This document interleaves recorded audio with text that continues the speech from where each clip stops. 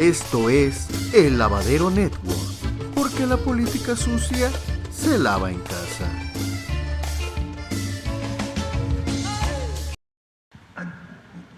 Buenos días, presidente. Diana Benítez, del periódico El Financiero. Pues ya arrancó la Cumbre de las Américas.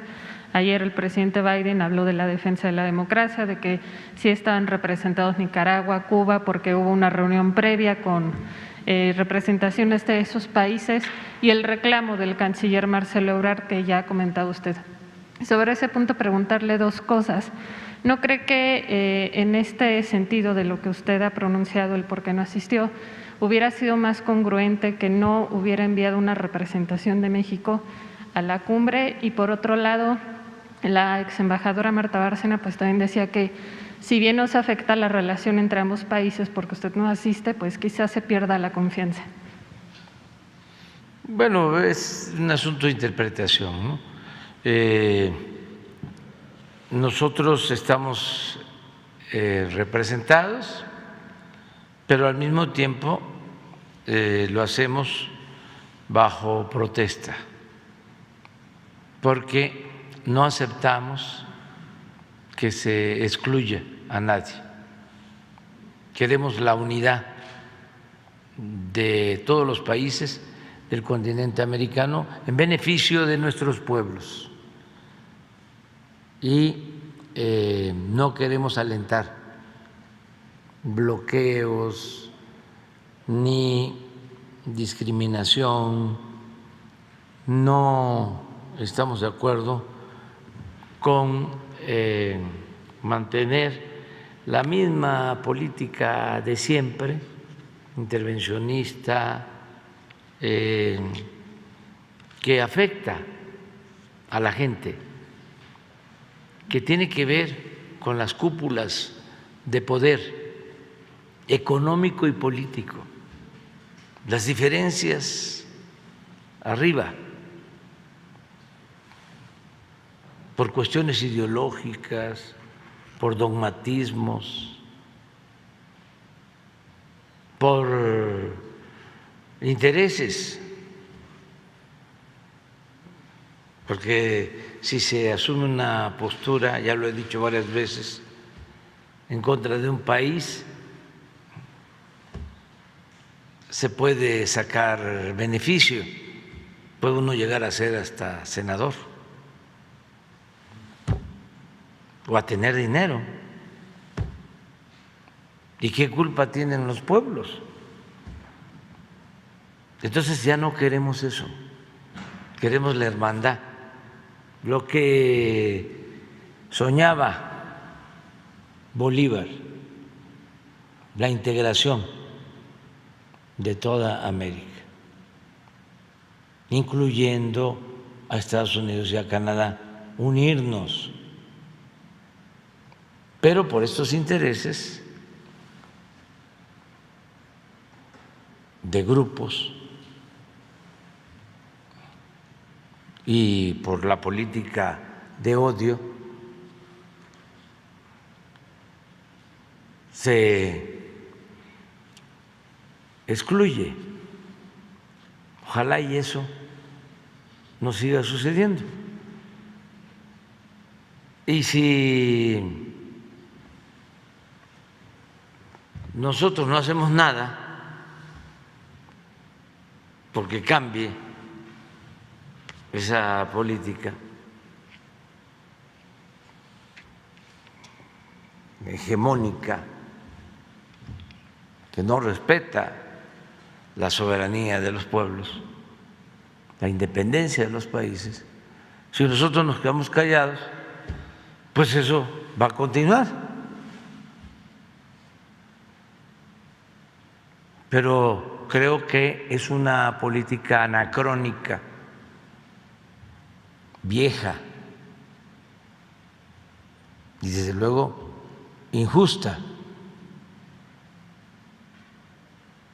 que hay que hacer a un lado y hay que inaugurar una etapa nueva en la relación de todos los pueblos y de los países hermanos del continente americano.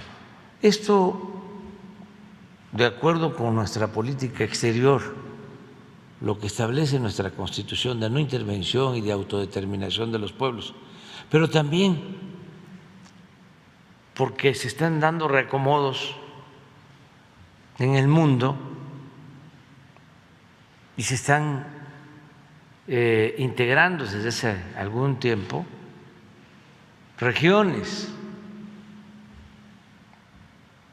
y América debe integrarse en lo económico, en lo comercial, con respeto a la soberanía de cada nación. Eso es lo más recomendable. A ver si no tenemos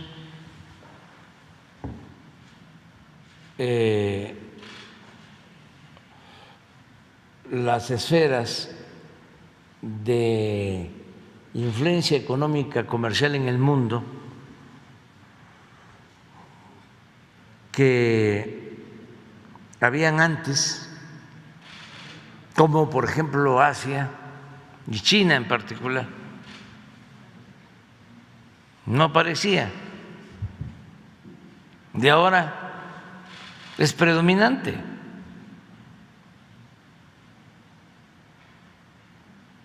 Si continúa esa tendencia, nuestro pronóstico es que en 30 años China va a tener el dominio del 70% del comercio en el mundo. De América del Norte vamos a estar entre el 4 y el 10%. Y ese desequilibrio no queremos que se resuelva con la tentación del uso de la fuerza, con lo bélico. Entonces, ¿qué es lo más recomendable? Pensando en las nuevas generaciones y en la paz, que nos integremos en América y se constituya, porque hay mucho potencial, en una región fuerte en lo económico y en lo comercial. Y esto significa equilibrios, no predominio de ninguna nación, no hegemonías. Ese es nuestro planteamiento de fondo. Pero si va a seguir lo mismo en lo político, interviniendo, diciendo quién se porta bien y quién se porta mal, y con una actitud irrespetuosa de la soberanía de los pueblos, pues ¿cómo vamos a dar el otro paso hacia la integración económica con respeto a la soberanía? Pues ahí está. Esto era el 60, obvio, o sea, Estados Unidos.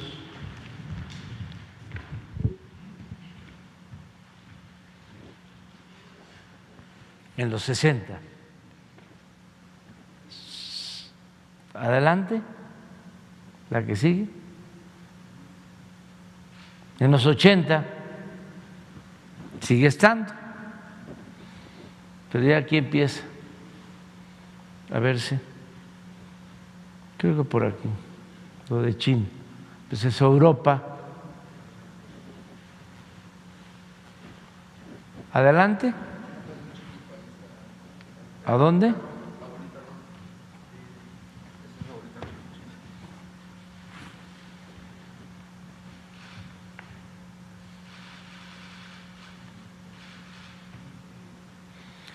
Continúa,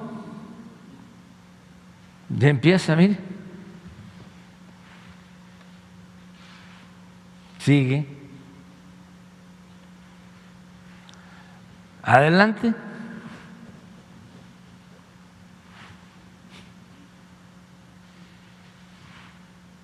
Miren esto.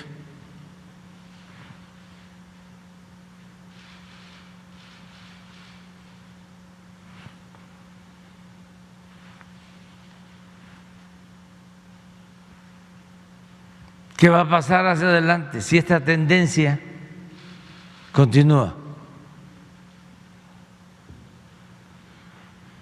Porque legal, legítimamente, tiene que haber libertad comercial. No puede haber guerras comerciales. Entonces, ¿cómo hacerle? Consolidarnos. Es evidente que se dispersan más fondos por la crisis de la pandemia en Estados Unidos, en América del Norte, y se llenan los puertos de Estados Unidos, del Pacífico, de mercancías de Asia. Y se llega al extremo de que como no se produce en América del Norte, ni en América en general, todo se tiene que comprar. Y si se necesita un refrigerador, una licuadora, hay que apuntarse y hay que esperar 6 meses. Ahora mismo, con la guerra en Ucrania, ¿cuánto se ha incrementado el gas? ¿Cómo está la inflación? ¿Cómo se resuelve el problema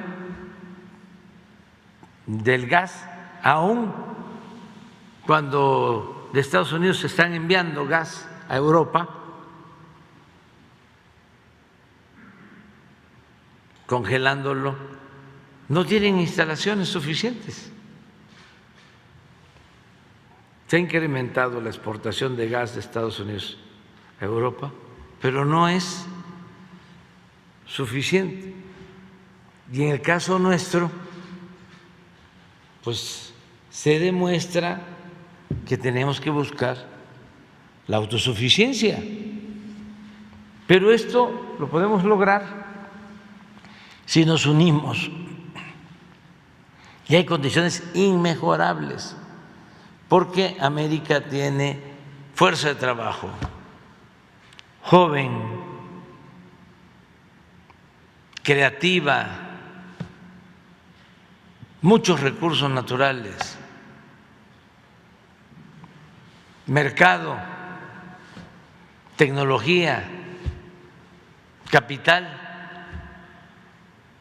¿Qué es lo que hace falta entonces? Una nueva política. Pero no invitando a todos, no buscando la conciliación, no haciendo lo que en un tiempo se hizo en Europa, que de la Comunidad Europea pasó a la Unión Europea, que eso es lo que hay que hacer en América de acuerdo a nuestras características específicas por país, pero con respeto a nuestra independencia, nuestra soberanía, sin arrogancias, y también ya decirle a estos grupos al interior de Estados Unidos: bájenle, no estén pensando nada más en sus intereses, por legítimos que sean, que porque son hijos de cubanos que salieron cuando la revolución y que todavía tienen ese coraje, que no podemos perdonar, que no podemos pensar que con nuestras actitudes, con nuestra cerrazón, con nuestros odios, se está perjudicando a millones de personas.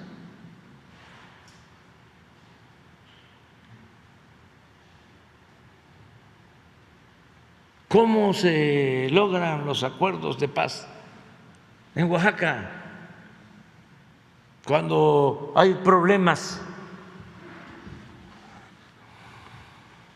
de confrontación entre los pueblos de décadas, hasta de siglos, y muertos de un lado y de otro? Llegan los hijos, los nietos de las partes en conflicto, acuerdos, a pesar del dolor, buscan la paz. Ese es el camino, el de la unidad, pues no la arrogancia. Luego, si invitamos a estos países, nos quedamos sin un voto. Y entonces ya tendría más fuerza un partido. Si seguimos pensando así y no ponemos por delante los ideales, los principios, ¿cuándo vamos a salir de la crisis y de la decadencia?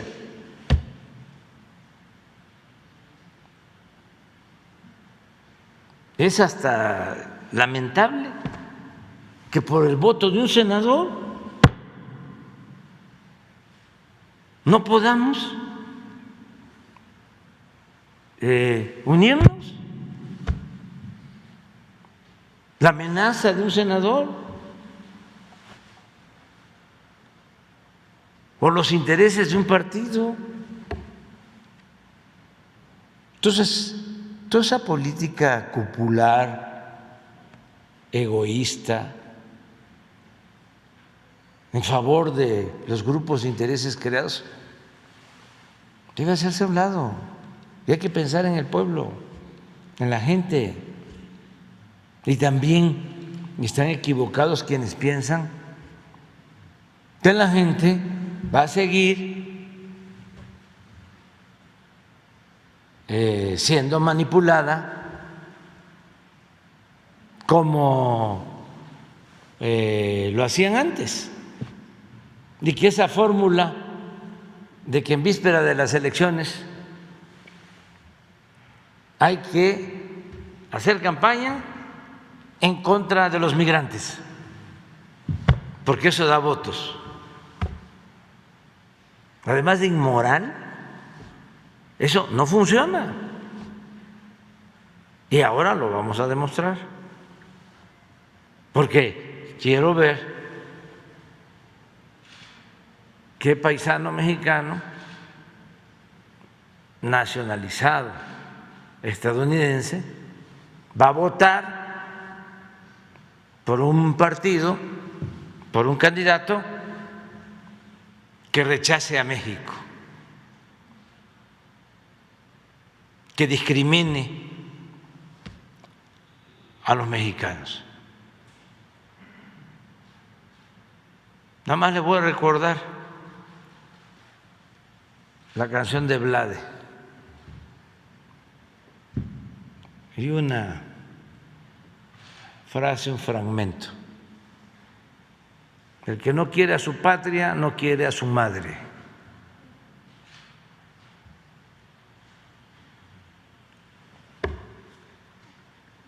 Entonces, eso es lo de la cumbre, y yo deseo que se trabaje bien en la cumbre, le tenemos todo nuestro respeto al presidente Biden y entendemos su circunstancia, porque, como decía Ortega y Gasset, es el hombre y su circunstancia. Nada más que también decía que si yo no cambio las circunstancias,